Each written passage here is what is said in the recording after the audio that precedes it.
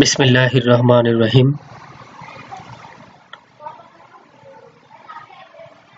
সুপ্রিয় শিক্ষার্থীরা, অনলাইন ভিত্তিক পাঠদান কার্যক্রমে ফিন্যান্স, ব্যাংকিং ও বীমা ক্লাসে সবাইকে শুভেচ্ছা ও অভিনন্দন জানাচ্ছি। আশা করছি সবাই ভালো আছো, সুস্থ আছো।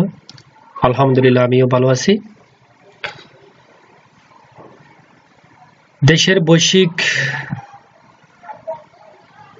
করোনার পরিস্থিতির কারণে সরকারিভাবে স্কুল, কলেজ, ইউনিভার্সিটি বর্তমানে বন্ধ রয়েছে, কিন্তু পড়ালেখার ধারাবাহিকতা কিছুটা হলেও বজায় রাখার জন্য প্রত্যেকটা শিক্ষা প্রতিষ্ঠানে অনলাইন কার্যক্রম চালু রয়েছে। বড়মা কলেজও তার ব্যতিক্রম নয়। বড়মা কলেজ থেকে অনলাইন ভিত্তিক পাঠদান কার্যক্রম একেবারে শুরু থেকেই চালিয়ে যাচ্ছে। সেই ধারাবাহিকতায় আজকের ফিন্যান্স, ব্যাংকিং ও বীমা বিষয়ের অনলাইন ক্লাসে যুক্ত আছি আমি, মোহাম্মদ আবুল মনসুর, প্রভাষক, ফিন্যান্স, ব্যাংকিং ও বীমা, বড়মা কলেজ, বড়মা চন্দনের, চট্টগ্রাম। সুপ্রিয় শিক্ষার্থীরা, 2021 সালে অনুষ্ঠিতব্য এইচএসসি পরীক্ষার্থীদের জন্য ফিন্যান্স, ব্যাংকিং ও বীমা ক্লাসের যে পুনর্বিন্যাসকৃত সিলেবাস প্রণয়ন করা হয়েছে, ওই সিলেবাসের আলোকে ফিন্যান্স, ব্যাংকিং ও বীমা প্রথম পত্র ইতিমধ্যে আমাদের শেষ হয়ে গেছে। বর্তমানে আমরা ফিন্যান্স, ব্যাংকিং ও বীমা দ্বিতীয় পত্র আলোচনা শুরু করছি। গত ক্লাসে আমরা দ্বিতীয় পত্র থেকে দ্বিতীয় অধ্যায় শুরু করছিলাম, যেটা কেন্দ্রীয় ব্যাংক। আজকের আমরা এই কেন্দ্রীয় ব্যাংকের বিস্তারিত বিষয়গুলো আলোচনা করার চেষ্টা করব ইনশাআল্লাহ। তো শিক্ষার্থী বন্ধুরা, ক্লাসের শুরু থেকে শেষ পর্যন্ত সংযুক্ত থেকে আশা করি যেই বিষয়গুলো উপস্থাপন করব, বিষয়গুলো মনোযোগ সহকারে শ্রবণ করবা, আয়ত্ত করার চেষ্টা করবা। তো আজকে আমরা যে বিষয়টি প্রথমে আমরা শুরু করব সেটি হচ্ছে কেন্দ্রীয় ব্যাংকের কার্যাবলী। ইতিমধ্যে কেন্দ্রীয় ব্যাংকের আওতা, পরিধি, কেন্দ্রীয় ব্যাংকের উদ্দেশ্য, এই বিষয়গুলো আমরা আলোচনা করছি। আজকে আমরা কেন্দ্রীয় ব্যাংকের কার্যাবলী নিয়ে আলোচনা করব। মিথিলা নতুন ক্লাসের বই কেনার জন্য তার বাবার সাথে বইয়ের দোকানে গেল। বইয়ের মূল্য পরিশোধের জন্য তার বাবা বিভিন্ন মূল্যমানের 3টি নোট বের করে দোকানিকে দিলেন। নোটগুলো দেখে মিথিলার মাথায় একটি প্রশ্ন আসলো।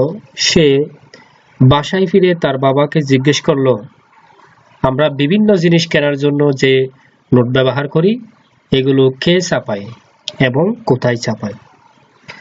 তার বাবা তাকে বললেন, নোট ইস্যু করা ও ছাপানোর ক্ষমতা একমাত্র কেন্দ্রীয় ব্যাংকের হাতেই থাকে। তাহলে মিথিলা একজন স্টুডেন্ট, সে যখন লাইব্রেরিতে গেল, বিভিন্ন বই কেনা যখন শেষ হলো, তখন তার বাবা কয়েকটা নোটের মাধ্যমে ওই কেনা বইগুলোর দামটা পরিশোধ করলেন। কিন্তু তার মাথায় প্রশ্ন আসলো, এই নোটগুলো কে ছাপায়? স্বভাবত এই নোটগুলো আমাদের অনেক সময় মনে প্রশ্ন আসে, এই বাংলাদেশ সরকার তো চাইলে অনেকগুলো টাকা এই নিজের ইচ্ছা মতো টাকা ছাপাতে পারে, কাটতে পারে। তো এগুলো আমাদের ছোটতা থাকতে এগুলো বিভিন্ন জনের বিভিন্ন মনের এগুলো কিন্তু সংশয় থেকে থাকে। তো সে ঠিক একইভাবে মিথিলাও চিন্তা করতেছে, এই টাকাগুলো কে কাটে এবং এই টাকাগুলো কে প্রচলন করে, কোত্থেকে আসে? অবশ্যই স্বভাবত এটা একটা প্রশ্ন হতে পারে। তার বাবা বলল, একমাত্র ছাপানোর ক্ষমতা কার? কেন্দ্রীয় ব্যাংকের। তাহলে দেখো, এখানে কেন্দ্রীয় ব্যাংকের কথা চলে আসছে। এটি একটি দেশের কেন্দ্রীয় ব্যাংকের অন্যতম প্রধান কাজ। বাংলাদেশের কেন্দ্রীয় ব্যাংক হিসেবে বাংলাদেশ ব্যাংক এই দায়িত্ব পালন করে। উপরের আলোচনা থেকে বলা যায় কেন্দ্রীয় ব্যাংক বলতে আমরা এমন একটি ব্যাংককে বুঝি যা নোট ও মুদ্রা প্রচলনের সম্পূর্ণ অধিকার ভোগ করে। বর্তমানে কেন্দ্রীয় ব্যাংকের অর্থনৈতিক কাজের আওতা বিস্তৃত হওয়ায় একে বহুমুখী কাজ করতে হয়। নিচে কেন্দ্রীয় ব্যাংকের কার্যাবলী সম্পর্কে আলোচনা করা হলো। আমরা একটা চার্ট দেখতে পাচ্ছি। শিক্ষার্থী বন্ধুরা দেখো, এখানে একটা চার্ট আছে কেন্দ্রীয় ব্যাংকের বিভিন্ন দৃষ্টিকোণ থেকে কার্য পরিচালনা করে সেটার একটা চার্ট। যেমন প্রথমে সাধারণ কার্যাবলীর অন্তর্ভুক্ত কাজগুলো হচ্ছে নোট ও মুদ্রার প্রচলন, ঋণ নিয়ন্ত্রণ, বৈদেশিক বিনিময় হার নিয়ন্ত্রণ, মূল্যস্তর স্থিতিশীল রাখা, বৈদেশিক মুদ্রার তহবিল সংরক্ষণ, কর্মসংস্থানের সুযোগ সৃষ্টি, স্বর্ণমান সংরক্ষণ। এগুলো হলো জেনারেল, অর্থাৎ একটা কেন্দ্রীয় ব্যাংকের সাধারণত যে কাজগুলো সচরাচর করতে হয় সেগুলো এই কার্যগুলোকে সাধারণ কার্যাবলী হিসেবে গণ্য করা হয়। এরপরে সরকারের ব্যাংক হিসেবে সম্পাদিত কার্যাবলী: তহবিল সংরক্ষণ, হিসাব রক্ষণ, অর্থনৈতিক উপদেষ্টা, রাজস্ব সংগ্রহ, সরকারের প্রতিনিধিত্ব, সরকারের আর্থিক নীতি বাস্তবায়ন। তাহলে এই কাজগুলো সরকারের ব্যাংক হিসেবে করে থাকে। এরপরে অন্যান্য ব্যাংকার হিসেবে সম্পাদিত কাজ, যেমন এখানে বাণিজ্যিক ব্যাংক তালিকাভুক্তকরণ, ঋণের শেষ আশ্রয়স্থল, নতুন শাখা খোলার অনুমতি দেওয়া, নিকাশঘর, ব্যাংকের কার্যাবলী নিয়ন্ত্রণ, ঋণ আদায়ে সহযোগিতা। এরপরের কার্যাবলী হচ্ছে উন্নয়নমূলক কার্যাবলী: বৈদেশিক বাণিজ্যের উন্নয়ন, কৃষি ও শিল্পের উন্নয়ন, অর্থনৈতিক উন্নয়ন, সমবায় ব্যাংকের উন্নয়ন। অন্যান্য কার্যাবলী: গবেষণা, রিপোর্ট তৈরি ও প্রকাশ, তথ্য সংগ্রহ ও সরবরাহ। এই কার্যাবলীগুলো বিশেষ করে বিভিন্ন ধরনের দৃষ্টিকোণ থেকে এই কার্যাবলীগুলো সম্পাদন করে থাকে। এবার আমরা প্রত্যেকটা পয়েন্ট আলাদা আলাদাভাবে আমরা বোঝার চেষ্টা করব। প্রথমে আমরা দেখব সাধারণ কার্যাবলী। সাধারণ কার্যাবলীর মধ্যে নোট ও মুদ্রার প্রচলন, একদম সহজ বিষয়, অর্থাৎ কেন্দ্রীয় ব্যাংকে একমাত্র নোট ও মুদ্রার প্রচলন করতে পারে। বাণিজ্যিক ব্যাংক নোট ও মুদ্রার প্রচলন করার কোনো ক্ষমতা নেই। সেজন্য দেশের চাহিদা অনুযায়ী স্বর্ণমান রক্ষা এবং বিভিন্ন ধরনের নোট ও মুদ্রার প্রচলন করা, এটা প্রধান কাজ হচ্ছে কেন্দ্রীয় ব্যাংকের। এরপরে হচ্ছে ঋণ নিয়ন্ত্রণ। বাণিজ্যিক ব্যাংক ও আর্থিক প্রতিষ্ঠানগুলো বিভিন্ন মেয়াদী ঋণ দিয়ে থাকে। প্রয়োজনে অতিরিক্ত অর্থ সরবরাহ বাজারে মুদ্রাস্ফীতি সৃষ্টি করে। অর্থনীতিতে ঋণের স্বল্পতা ও আধিক্য উভয়ই ক্ষতিকর। বিভিন্ন ধরনের ঋণ নিয়ন্ত্রণ পদ্ধতি প্রয়োগের মাধ্যমে অর্থনীতিকে স্থিতিশীল রাখা কেন্দ্রীয় ব্যাংকের অন্যতম প্রধান কাজ।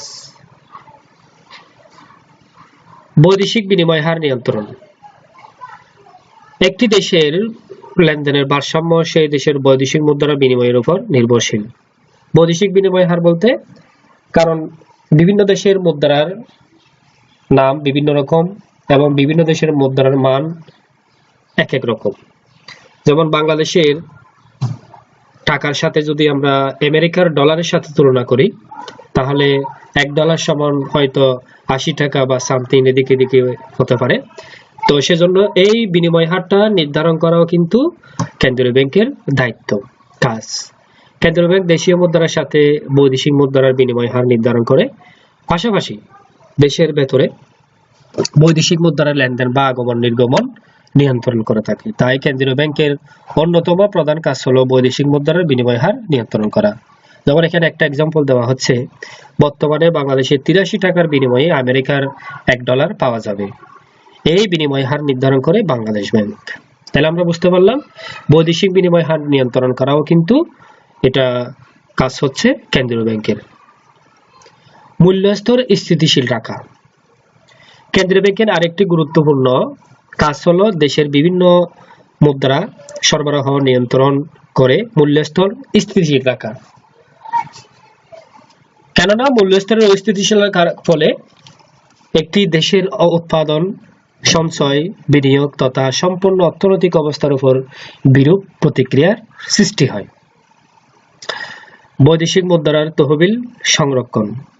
প্রয়োজনীয় বৈদেশিক মুদ্রা সংরক্ষণ করাও কেন্দ্রীয় ব্যাংকের অন্যতম প্রধান কাজ। বৈদেশিক মুদ্রার ঘাটতি অথবা আধিক্য উভয় অর্থনীতির জন্য ক্ষতিকর। কেন্দ্রীয় ব্যাংক কাম্য মাত্রায় বৈদেশিক মুদ্রার তহবিল সংরক্ষণ করে, যাতে আমদানি ও রপ্তানি বাণিজ্য সমস্যা না হয়। কর্মসংস্থানের সুযোগ সৃষ্টি। এটা আমরা সবাই জানি, যেহেতু ব্যাংকে একটি বড় অংশ কর্মকর্তা, তারপর বিভিন্ন অফিসার হিসেবে বিভিন্ন সময় নিয়োগ দিয়ে থাকে, যার কারণে বাংলাদেশের বিভিন্ন জনগণ গোষ্ঠী বেকার সমস্যার সমাধান হয়ে থাকে ব্যাংকের বিভিন্ন লোক নিয়োগের মাধ্যমে। সেজন্য বলা হচ্ছে কেন্দ্রীয় ব্যাংক নতুন নতুন ব্যাংক ও বিভিন্ন বাণিজ্যিক ব্যাংকের শাখায় খোলার অনুমতি দেয়। এর মাধ্যমে কর্মসংস্থানের সুযোগ সৃষ্টি হয়। স্বর্ণমান সংরক্ষণ। একটি দেশের স্বর্ণমান সংরক্ষণ করাও কেন্দ্রীয় ব্যাংকের অন্যতম প্রধান কাজ। স্বর্ণ বা রূপার ভিত্তিতে ইস্যু করা মুদ্রা ব্যবস্থায় স্বর্ণ একটি জরুরি বিষয়, কেননা কেন্দ্রীয় ব্যাংক স্বর্ণ মজুদের বিপরীতেও নোট ইস্যু করে।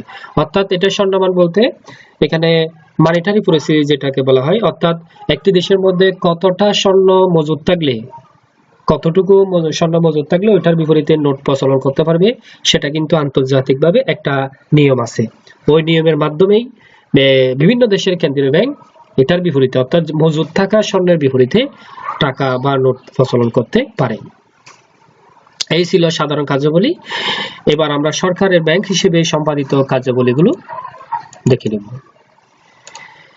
সরকারি তহবিল সংরক্ষণ। আমরা জানি সরকারি তহবিল একটি বিরাট অংশ বিভিন্ন ধরনের পরিকল্পনা এবং জনকল্যাণমূলক খাতে ব্যয় হয়। কেন্দ্রীয় ব্যাংক সরকারের আয়ের উৎস থেকে সংগৃহীত তহবিল সংরক্ষণ ও তত্ত্বাবধান করে থাকে। সরকারের বিভিন্ন প্রকল্পে অর্থ স্থানান্তর করে এবং বিভিন্ন উৎস থেকে তহবিল সংগ্রহ ও জমা করে।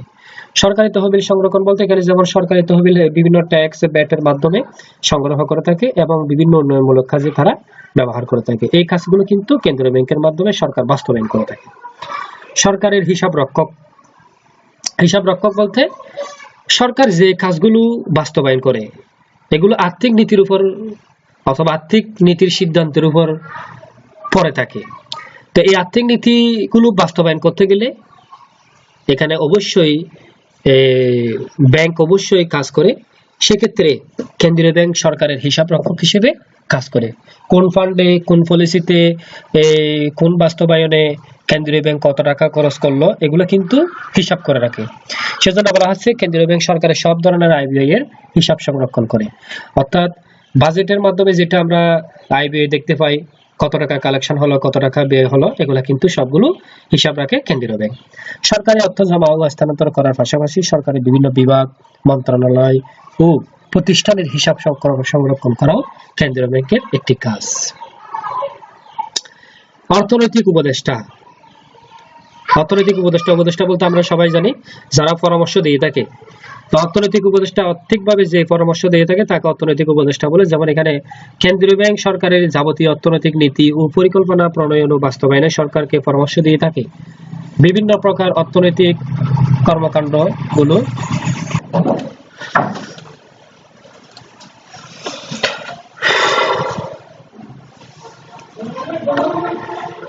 অর্থনৈতিক উপদেষ্টা হিসেবে কেন্দ্রীয় ব্যাংক সরকারের যাবতীয় অর্থনৈতিক নীতি ও পরিকল্পনা প্রণয়ন ও বাস্তবায়নে সরকারকে পরামর্শ দিয়ে থাকে।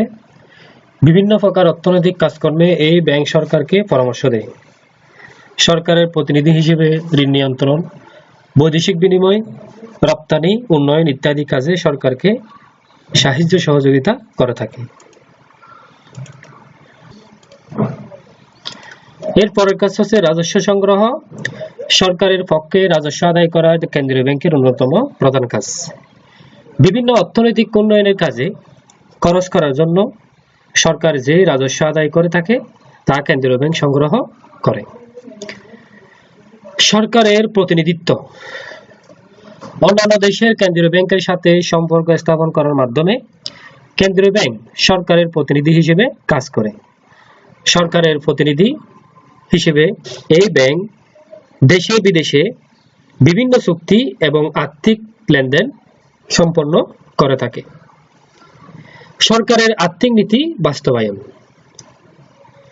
কেন্দ্রীয় ব্যাংক সরকারের ব্যাংক হিসেবে আর্থিক নীতি বাস্তবায়নে তথ্য ও পরামর্শ দেওয়ার পাশাপাশি তা কার্যকর করতে সহায়তা করে।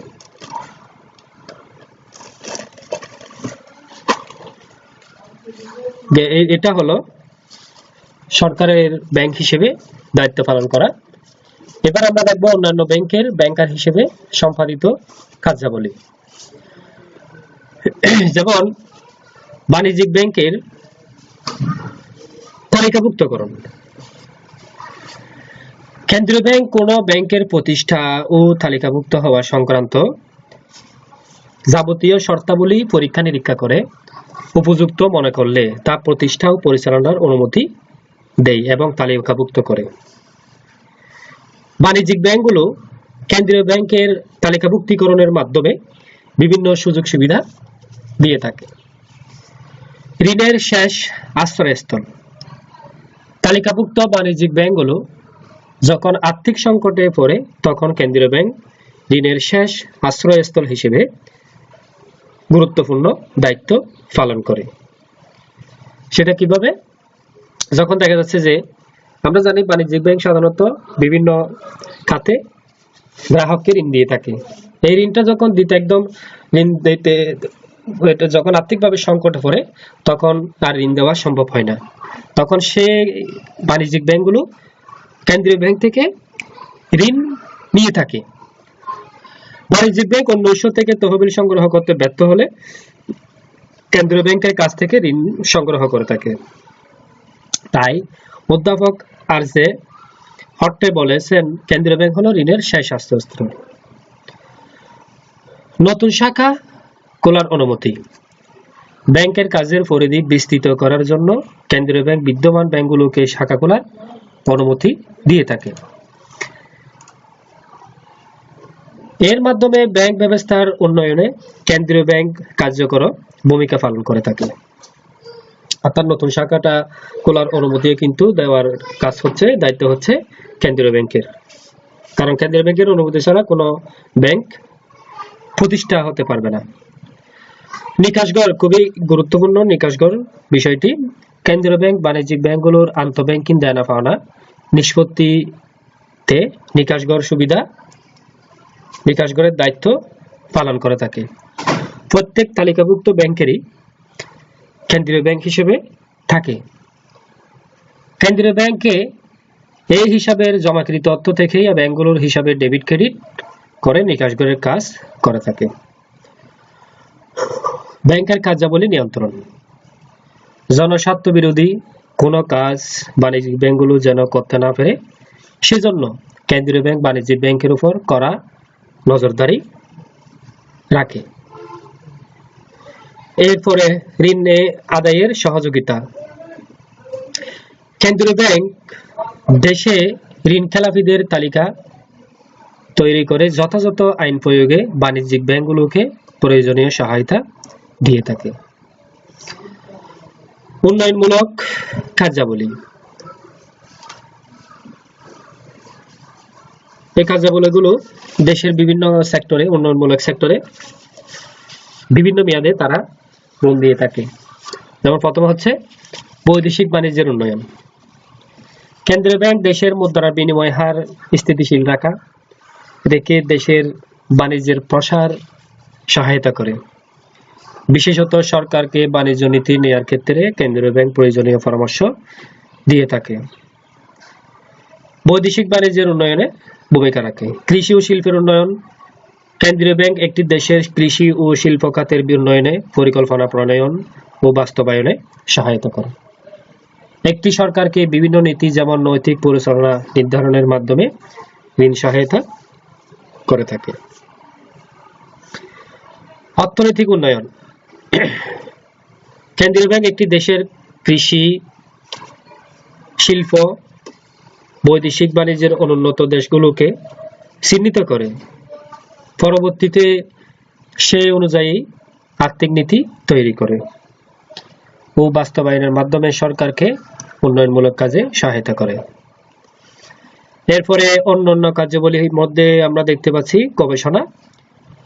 যেহেতু সকল ব্যাংকের ব্যাংকার হিসেবে বাংলাদেশ ব্যাংক দায়িত্ব পালন করে অর্থাৎ কেন্দ্রীয় ব্যাংক দায়িত্ব পালন করে, সেজন্য এই গবেষণা সেক্টরটাও কেন্দ্রীয় ব্যাংকের করে থাকে। একটি দেশের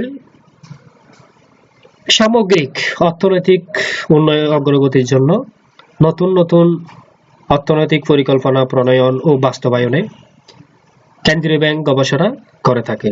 এই কাজের জন্য ব্যাংকের আলাদা কার্য বিভাগ রয়েছে। রিপোর্ট তৈরি। কেন্দ্রীয় ব্যাংক দেশের এবং বিদেশের বিভিন্ন অর্থনৈতিক নীতির তথ্য সংগ্রহ করে গবেষণা ও রিপোর্ট তৈরি করে। এছাড়া এই ব্যাংক দেশের বর্তমান অর্থনৈতিক ও ব্যাংক ব্যবস্থার চিত্র প্রকাশ করে থাকে। তথ্য সংগ্রহ ও সরবরাহ। সরকারের ব্যাংক ও অন্যান্য ব্যাংকের ব্যাংকার হিসেবে কেন্দ্রীয় ব্যাংক সংশ্লিষ্ট ব্যক্তি বা প্রতিষ্ঠানকে বিভিন্ন তথ্য সরবরাহ করে। তাই বলা যায় নীতি ও আদর্শগতভাবে কেন্দ্রীয় ব্যাংক একটি স্বতন্ত্র বৈশিষ্ট্যের অধিকারী প্রতিষ্ঠান। উপরের আলোচনা থেকে আমরা একটা অনুধাবন প্রশ্ন একটু দেখতে পাচ্ছি, কেন্দ্রীয় ব্যাংকে অন্যান্য ব্যাংকের ব্যাংকার বলা হয় কেন? তাহলে এই ধরনের প্রশ্ন আসলে আমাদের এভাবেই উত্তর করতে হবে। সেটা হচ্ছে দেশের ব্যাংক ও মুদ্রা ব্যবস্থায় নেতৃত্ব দেওয়ার জন্য সরকারি মালিকানায় গঠিত ও পরিচালিত এক ও অন্যান্য ব্যাংকিং প্রতিষ্ঠানকে কেন্দ্রীয় ব্যাংক বলে। অন্যান্য ব্যাংকের পক্ষে কেন্দ্রীয় ব্যাংক রিজার্ভ সংরক্ষণ, ঋণের অর্থ আদায় ও নিকাশঘর হিসেবে কাজ করে। এছাড়াও ব্যাংকটি প্রয়োজনে তালিকাভুক্ত ব্যাংকগুলোকে ঋণ ও তথ্য সরবরাহ করে থাকে। অর্থাৎ কেন্দ্রীয় ব্যাংক অন্যান্য ব্যাংকার হিসেবে ব্যাংকিং কার্যক্রম পরিচালনা করে। শিক্ষার্থী বন্ধুরা, এই বিষয়গুলো ছিল কেন্দ্রীয় ব্যাংকের মূল কার্যাবলী।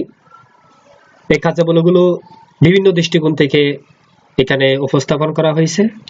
আশা করি সবাই বোঝার চেষ্টা করবা এবং মনে রাখার চেষ্টা করবা কোন কার্যাবলী কোন খাতে হচ্ছে। কারণ ব্যাংকের কিছু সাধারণ কার্যাবলী আছে, আবার নিকাশঘরের দায়িত্ব পালনটাও কিন্তু বিভিন্ন উন্নয়নমূলক এবং তোমার ব্যাংকের অন্যান্য ব্যাংকের ব্যাংকার হিসেবে অন্যান্য কার্যাবলী, এই বিষয়গুলো বিভিন্ন দৃষ্টিকোণ থেকে কাজগুলো তারা সম্পাদন করে থাকে। তাহলে কেন্দ্রীয় ব্যাংকের কার্যাবলী তো আশা করি বুঝতে পারছো, এবং যদি কোনো পয়েন্ট না বুঝে থাকো কমেন্ট বক্সে উল্লেখ করবা। আশা করি পরবর্তী ক্লাসে এগুলো আমরা আবার আলোচনা করব। সেই প্রত্যাশায় এতক্ষণ পর্যন্ত সবাই অনলাইন ক্লাসটি শ্রবণ করার জন্য সবাইকে আন্তরিকভাবে ধন্যবাদ জ্ঞাপন করে আজকের ক্লাস এখানে শেষ করছি। খুদা হাফেজ। সবাই ভালো থাকো, সুস্থ থাকো।